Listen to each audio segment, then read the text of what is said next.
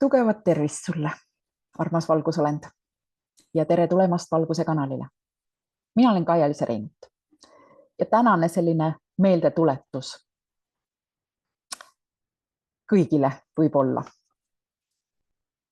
eriti neile, kes ei jälgi selliseid kanaleid nagu Valguse kanal, aga loomulikult kõigile meile, kes me jälgime või oleme üldse sotsiaalmeedias viimasel ajal niinimetatud alternatiivsetel kanalitel, mis tegelikult on oma olemuselt tõe kanalid. Ja võib-olla selline väike meeldetuletus on see, et kõik need, kes praegu sotsiaalmeedias midagi postitavad, mis puudutab ärkamist, mis puudutab avalikustamist, mis puudutab tõde, siis me ei räägi sotsiaalmeedias nendest asjadest mitte sellepärast, et me ootaksime, et kõik meid usuksid.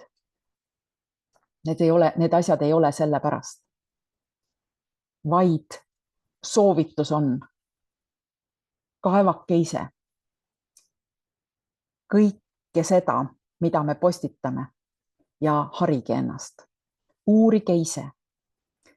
Me ei ole selles mõttes meedia sellises tavapärases mõttes, sest meie eesmärk ei ole kedagi aju pesta.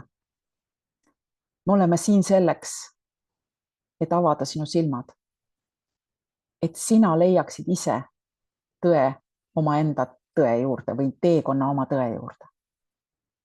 Ja sellepärast soovitus on uurige, otsige täiesti alternatiivsetest kanalitest, sest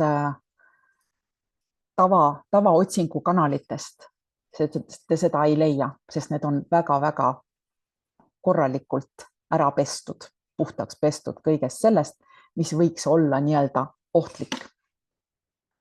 Ja sellepärast